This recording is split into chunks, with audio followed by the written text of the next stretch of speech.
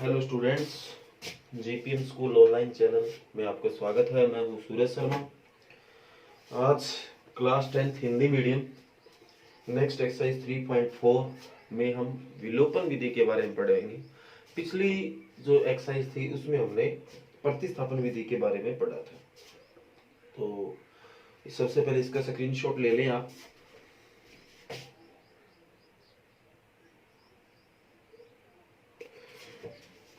कहता है कि निम्न समीकरणों के युग्म को विलोपन विधि तथा प्रतिस्थापन विधि से हल कीजिए और कौन सी विधि अधिक उपयुक्त है। अब कौन सी अधिक उपयुक्त है, वैसे उसका कोई मैथमेटिकल रीजन तो नहीं है, वो आपको अपने हिसाब से जो ठीक लगती हो उसको आप बढ़िया मान सकते हो। हालांकि ऐसा नहीं कि ये ज्यादा बेटर है, जो आपको ठीक लगे। अब बात आई प्रतिस्थापन विधि और विलोपन विधि। तो प्रतिस्थापन हम पिछले एक्सरसाइज में कर चुके हैं। पहले समीकरण 1 लेते हैं, उसमें से x की वैल्यू निकालते हैं, उसको समीकरण 3 नाम देते हैं। वो x की वैल्यू जो समीकरण 3 वाली है वो समीकरण नंबर 2 में रखते हैं, और 2 में रखने के बाद y की वैल्यू आ जाती है, और वो y की वैल्यू समीकरण 1 2 3 जहां जी करे वहां रख देते थे। तो ये हमारी प्रतिस्थापन विधि थी। आज हम जो विधि कर रहे हैं वो है विलोपन विधि। तो आपको क्या करना है, ये पहला सवाल दोनों विधियों से करना। विलोपन तो मैं आपको सिखा रहा हूँ और प्रतिस्थापन आपको अपने आप आती है, तो उस हिसाब से इसको करना है और देखना है दोनों के आंसर सेम आए क्या। अगर आंसर सेम है तो आपको किसी से पूछने की जरूरत नहीं है। तो पहला ही सवाल देखो।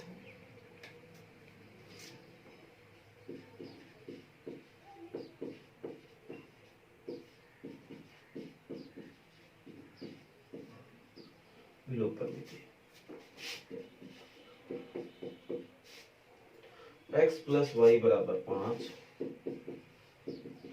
समीकरण नंबर 1, और 2x माइनस 3y बराबर 4, समीकरण नंबर 2। इन दोनों समीकरणों को आपको विलोपन विधि से हल करना है। तो विलोपन विधि में क्या होता है मैं आपको बता देता हूं। एक चीज पकड़ लो, या तो इन दोनों को बराबर कर लो या इन दोनों को बराबर कर लो। दोनों में से किसी एक को बराबर करना है। दोनों को बराबर पहली बात तो होंगे ही नहीं कभी भी किसी भी हालत में, और बाई चांस अगर होते हैं तो वहां कोई वैल्यू नहीं निकलेगी। तो एक ही बराबर करना है, चाहे x कर लो चाहे y कर लो। अब बराबर कैसे किया जाए, यहाँ 2x है पर यहाँ x है। अगर मैं इसको 2 से गुणा कर दूं तो यहाँ भी 2x हो जाएगा। अब जब 2 से गुणा कर रहे हो तो ये नहीं कि 2 से सिर्फ इस एक को गुणा करना है, करोगे तो पूरी समीकरण एक को करोगे। तो समीकरण एक को 2 से गुणा करने पर, तो 2 से जब गुणा करोगे तो क्या बन जाएगा, 2x प्लस 2y बराबर 10। सारी को करना है, कहीं इस इसको कर दो आप पूरी इक्वेशन को, और नीचे पड़ा है 2x माइनस 3y बराबर 4। अब आपको x और x काटोगे तभी y का मान निकलेगा। अब काटने का क्या तरीका है, अगर दोनों प्लस हो या दोनों माइनस हो तब तो आपको एक समीकरण में से दूसरी घटानी है, और अगर प्लस माइनस या माइनस प्लस हो तो जोड़नी है। जैसे कि ये दोनों प्लस है या दोनों माइनस हो तो समीकरण एक में से दो घटानी है, और अगर जैसे ये प्लस और ये माइनस है तो जोड़नी है। तो घटाने पर घटाते हैं तो आपको पता है साइन बदल जाते हैं, ये माइनस का हो जाएगा, ये प्लस का हो जाएगा, ये माइनस का हो जाएगा। तो आपको पता है प्लस का 2x और माइनस का 2x कट हो गया। 2y और प्लस का, अब कहीं इसको माइनस का ना गिन जाना, ये प्लस हो गया, साइन बदल गया। तो 2y प्लस 3y 5y, और 10 में से 4 गया 6। तो यहाँ से y का मान आ गया 6/5। तो अब ये y का मान समीकरण 1 में 2 में जांचिए करेगा। y का मान समीकरण 1 में रख, जो समीकरण 1 है x प्लस वाई बराबर 5। तो x तो मान ज्ञात करना है, y का 6/5 बराबर 5। तो प्लस का 6/5 इधर आके माइनस का 6/5। तो x बराबर लघुत्तम लेना पड़ेगा, 5 आ गया तो इसको इससे भाग किया 5 5 5 25, माइनस इसको इससे भाग किया 1 6। तो x बराबर 25 में से 6 गया 19/5। ये आपका विलोपन विधि द्वारा पहला सवाल है। देख सकते हो। इसके बाद फोर्थ, अब इस सवाल को आपको प्रतिस्थापन विधि से भी हल करना और देखने दोनों आंसर सेम आ रहे हैं क्या। अगर सेम आ रहे हैं तो आपका सवाल बिल्कुल सही है, और अलग अलग आ रहे हैं तो आपको कहीं से कोई सुधार करने की जरूरत है। अब इसका पार्ट नंबर 4 जो है वो देखिए ध्यान से आप।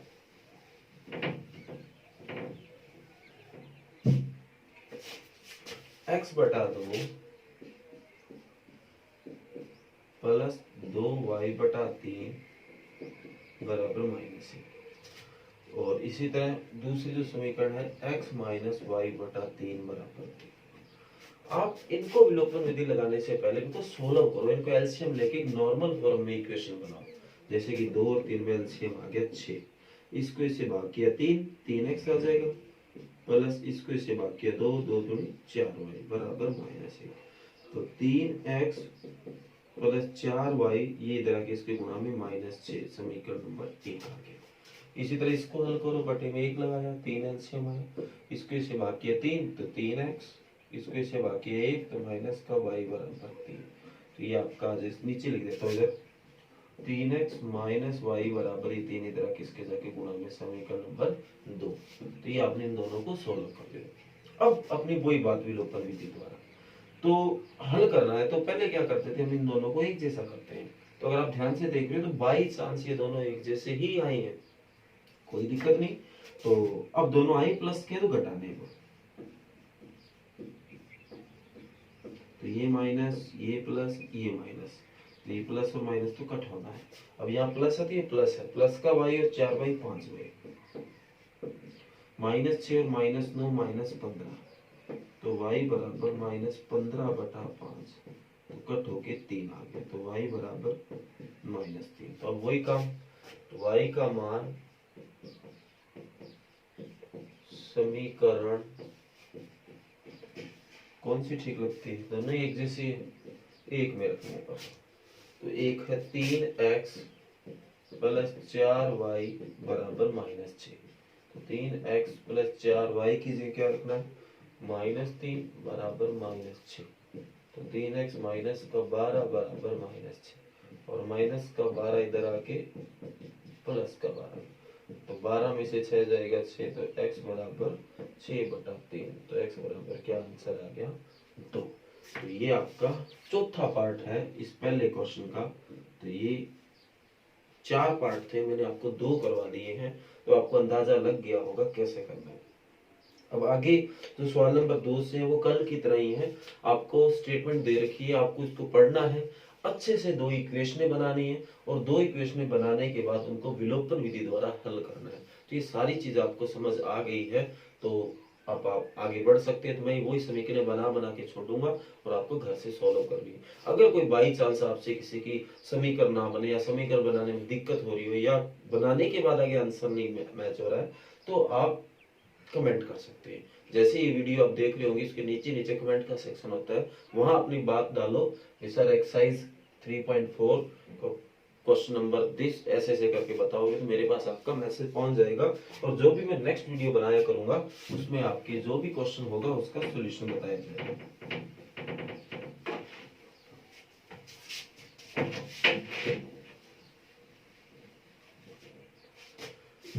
दूसरा, ध्यान से स्टेटमेंट पढ़ना। ये पिछली बार मैंने बताया था, ये जो भिन्न वाले सवाल होते हैं बड़े इंपॉर्टेंट है। यदि हम अंश में 1 जोड़ दे और हर में से 1 घटा दे तो भिन्न 1 में बदल जाती है। कहता है अंश में अपा 1 जोड़ दे, हर में से 1 घटा दे तो भिन्न 1 हो जाती है। यदि हर में 1 जोड़ दे तो वो भिन्न है 1/2 हो जाती है। तो उस भिन्न को ज्ञात कीजिए। तो मान लेते हैं, माना जो अंश है वो x है, और माना जो हर है वो y। तो आपकी जो भिन्न होगी वो अंश बटा हर होती है, तो x बटा y होगी। अब इसकी बात के अनुसार अंश में 1 जोड़ दो और हर में 1 घटा दो तो भिन्न 1 हो जाती है। यदि अंश में 1 जोड़ दे व हर में एक घटा दें तो भिन्न एक हो जाती है। तो भिन्न जो है वो हमारी x बटा वाई है। अंश में एक जोड़ना है और हर में एक घटाना है, तो ये जो आपकी भिन्न है वो एक हो जाती है। कोई बात नहीं, बटे में एक रखो, आर पार गुणा करो तो इसकी एक से गुणा करेंगे यही आ जाएगा, बराबर इसकी एक से गुणा करेंगे यही आ जाएगा। प्लस का वाई इधर आके किसका हो गया माइनस का वाई, माइनस एक पड़ा है प्लस का, ये भी इधर आके माइनस का, तो x माइनस वाई बराबर माइनस 2। समीकरण नंबर कौन सी आ गई, एक आ गई। इसके बाद कहता है यदि हर में एक जोड़ दें,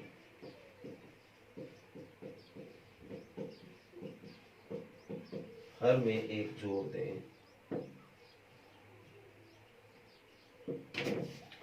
हर में एक जोड़ दें तो वह 1/2 हो जाती है। तो वह, अब वह भिन्न की बात हो रही है तो भिन्न ही हो जाती है, इन चीजों को आपको समझना पड़ेगा। तो भिन्न होती है x बटा वाई, हर में एक जोड़ना, अंश का कोई जिक्र ही नहीं हुआ है तो वो ऐसा ही पड़ा रहेगा, हर में एक जोड़ दो तो वह 1/2 हो जाती है। तो अब आगे आप समझ ही गए होंगे, आर पार गुणा करो तो 2x बराबर y प्लस 1, प्लस का y इधर आके माइनस का बराबर 1। समीकरण नंबर 2 के आगे दो समीकरणों को विलोपन विधि से हल करना आपको आता है। जरूरी नहीं है कि आप x को ही एक जैसा करके कट करें, आप y को भी एक जैसा करके कट कर सकते हैं। जैसे कि यहाँ बता देता हूँ, समीकरण 1 व 2 को विलोपन विधि द्वारा हल करने पर समझ गए होंगे आप सारी बात, मैं नहीं लिख रहा हूँ। अब जैसे मैंने बताया था कि x को तो आपको एक जैसा करना पड़ेगा, और y अगर ध्यान से देख रहे हो तो एक जैसा अपने आप पड़ा है। तो कई बार जब ये चीज ऐसी अपने आप पड़ी है तो क्यों आप फिर x को बराबर करें। तो जैसे y, अब दिक्कत ये आ रही है, y एक जैसा है पर दोनों के साइन सेम है, दोनों ही माइनस के, तो घटाना पड़ेगा, घटा दिया, तो ये माइनस, ये प्लस, ये माइनस, तो ये प्लस का y और माइनस का y तो कट हो गया। x में से 2x जाएगा माइनस x, माइनस 2 और माइनस 1 माइनस 3, तो माइनस से माइनस का, तो x बराबर कितना आ गया 3, और x का मान समीकरण नंबर किसी दूसरे में, पहले या दूसरे में रख के आप y निकाल सकते हो। y कट करोगे तो x आएगा और x कट करो तो y आएगा, वो एक ही बात है। तो वही मैंने बताया, जरूरी नहीं है कि आप हर बार x को एक जैसा करो, y भी कर सकते हो अगर आपको वो ठीक लगता है तो। उसके बाद वो एज वाला क्वेश्चन है, ये कोई ज्यादा मुश्किल नहीं है, एज वाला क्वेश्चन तो हमने कई बार कर लिया है, तो ये आप अपने आप करोगे। इसके बाद जो नेक्स्ट सवाल है, तीसरा पार्ट, ये बहुत बार पेपर में क्वेश्चन आया है और इतना ज्यादा इंपॉर्टेंट है कि मैं अगर ये कहता हूँ कि ये पेपर में पक्का आएगा तो कुछ ज्यादा गलत नहीं कह रहा मैं, इतना इंपॉर्टेंट है। देख लो, भिन्न वाला क्वेश्चन और ये क्वेश्चन। तो कहता है 2 अंकों की संख्या के अंकों का योग 9 है। 2 अंकों की कोई संख्या है और उनके अंकों को अगर आप जोड़ते हो तो उनका जोड़ 9 आता है।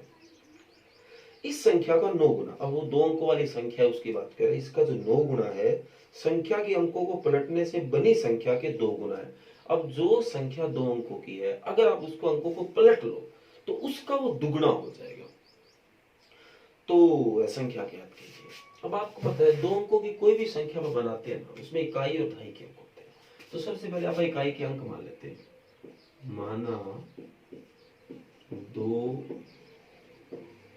अंकों वाली संख्या का इकाई का अंक, 2 अंकों वाली संख्या का इकाई का अंक बराबर x। इसी तरह 2 माना 2 अंकों वाली संख्या का दहाई का अंक है, और दोनों अंकों का जोड़ 7 है, सॉरी 9 है। जैसे 81 होता है तो 1 और 8 9 हो गए ना, ऐसे। तो दोनों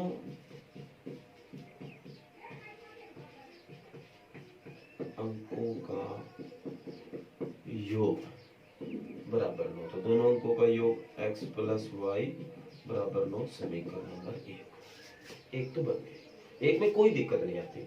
अब ध्यान से यहां से समझना पड़ेगा। अब कहता है कि दो अंकों से जो हमने संख्या बनाई है ना, अभी तक हमने दो अंकों की कोई संख्या नहीं बनाई है, इकाई और दहाई के ही अंक माने।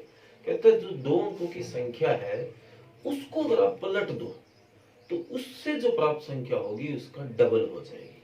अब यहां से सवाल को समझना पड़ेगा। अब आपको दो अंकों वाली संख्या सबसे पहले माननी पड़ेगी। माना दो अंकों वाली संख्या, वो मान लिया आपने x प्लस 10y। एक ऐसी संख्या है जो भी दो अंकों की कोई संख्या मानोगे वो ये मानो। अब अगर आप इसके अंकों को पलट दोगे, अंकों को पलटने से प्राप्त संख्या, अगर आप इसको पलटोगे तो ये x प्लस 10y बन जाएगा 10x प्लस y। मतलब 10 जो एक बार y के साथ है उसको पलट दोगे तो x के साथ आ जाएगा। अब आप समझ नहीं पा रहे सर ये मानने से क्या पक्का क्लियर हो गया कि ये सही है? इसके बाद मैं आपको एक एग्जांपल दूंगा। तो कहता है इस संख्या का, ये जो संख्या है उसको अगर पलट दोगे तो उसका दुगना है, ये जो है उसका दुगना है। तो प्रश्नानुसार ये जो संख्या है आपकी वो इस संख्या का दुगना है। तो ये 20 है तो ये 10 है तो इसको 2 से गुणा कर देते हैं, ये भी 20 हो जाएगा। एक जनरल एग्जांपल है, कोई वैसे बात नहीं करना। तो x प्लस 10y बराबर 20x प्लस शायद 9 गुना, सॉरी गलत बोल गया मैं, इस संख्या का 9 गुना इस संख्या के 2 गुना के बराबर है। मतलब इसका आप अगर 9 गुना करोगे ना तो वो इसका दुगुना होगा, तो इसको भी 9 से गुणा करो। तो ये आपको हो गया 9x प्लस 90y। 9 गुना भूल गया था, इस संख्या का 9 गुना। तो 16 करो भाई 2y, तो सारे इधर लाओ 9x plus 90y minus 20x minus 2y बराबर 0। तो 9x में से 20x गया माइनस का 11x, 90y में से 2y गया 88y बराबर 0। कुछ नहीं बचा तो 0 है। अब इस संख्या इक्वेशन नंबर 2 तो आ गई है, तो थोड़ा छोटा कर लो इसको, 11 से भाग हो गया तो 11 से भाग कर लेगा। तो 11 से भाग करो तो माइनस x प्लस 11 88 बराबर 0। समीकरण नंबर 2। तो ये आपकी संख्या आ गई है, दूसरी समीकरण आ गई है। आगे इन दोनों को हल करना। अब कई बच्चों को ये समझ, ये सवाल आपका आ गया कर लेना, मैं इसको सोल्व कर रहा हूँ। ये जो x प्लस 10y है और ये 10x प्लस y, ये क्या सिस्टम है? मान लो आपका इकाई का अंक 1 और दहाई का 4 है, कुछ ना कुछ तो है। ये एक बार आप यहाँ रखो, x कीजिए 1 प्लस 10 गुणा y कीजिए 4, तो 10 चौका 40 और कितना हो गया 41। ये आप यहाँ रखो तो 10 इंटू 4 प्लस सॉरी x कीजिए 1 प्लस y कीजिए 4, तो 10 से कम 10 और 4 कितना हो गया 14। तो देखो ये कितना है 41 और ये कितना 14 हो गया ना, एक दूसरे को अंक पलट गए ना ये, तो 41 14। तो यही तो ये कह रहा है कि ये जो संख्या है इससे जो ये बनी है वो इससे पलटने पे बनती है, जैसे उल्टा है उसका, 41 का उल्टा 14 हो गया। तो इसी तरह से मैं कह रहा था, इस तरह से जो संख्या मानते हैं दो अंकों की होती है, और उसको अगर ऐसा कर दें तो अंकों को पलटना, इसके अंकों के पलटने से प्राप्त संख्या। अब 41 है, इसके अंकों को पलटोगे तो 14 ही होगा ना वो। तो इसी तरह अगर इसको अंकों को आप पलटना चाहते हो तो ऐसे कर दो, इससे आपका अंक जो है वो पलट जाएगा। तो ये तीसरा सवाल था जो कि बड़ा इंपॉर्टेंट है, ध्यान से देख लेना।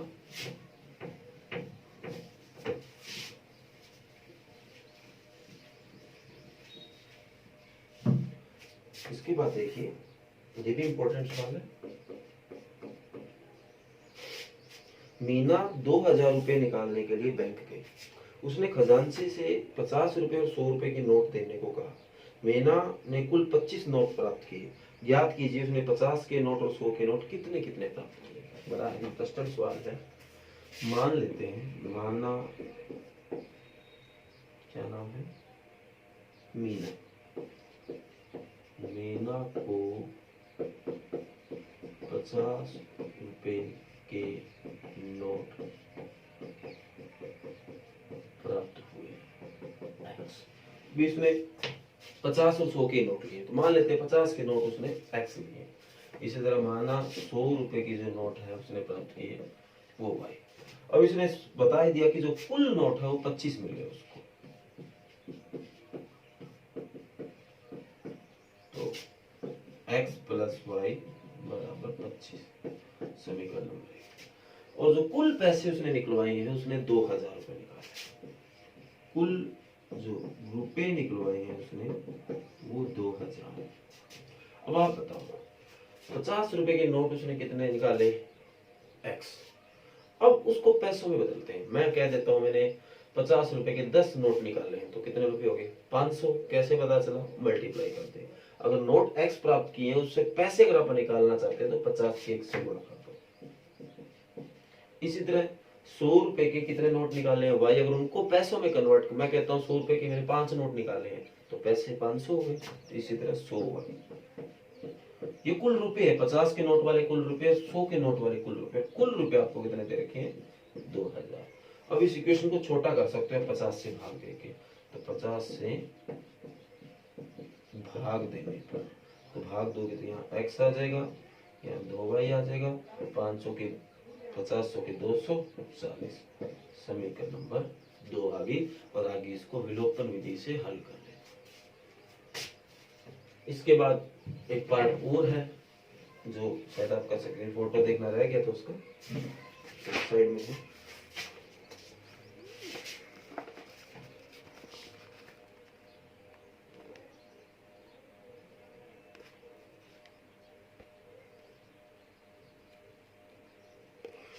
ये कहता है किराए पर पुस्तकें देने वाले किसी पुस्तकालय का प्रथम 3 दिनों का एक नियत किराया है तो उसके बाद अतिरिक्त किराया लगता है।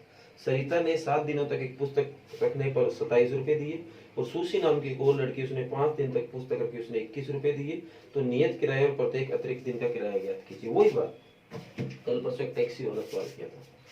एक पुस्तकालय करना 3 दिनों का तो नियत किराया भी तू कितने दिन रख, 1 रख 2 रखते हैं हम, 3 दिनों का पहले तेरे से चार्ज लें। उसके बाद अगर तू चौथे दिन रखता है तो तेरे से 1 दिन का अतिरिक्त किराया यानी कि 4 दिनों का लगेगा तो 4 दिन का ही, 3 दिन का अलग हिसाब, चौथे दिन का अलग हिसाब बोलेगा। तो अब हम मान लेते हैं, माना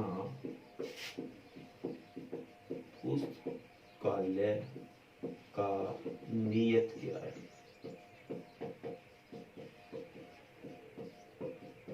x और माना पुस्तकालय का अतिरिक्त किराया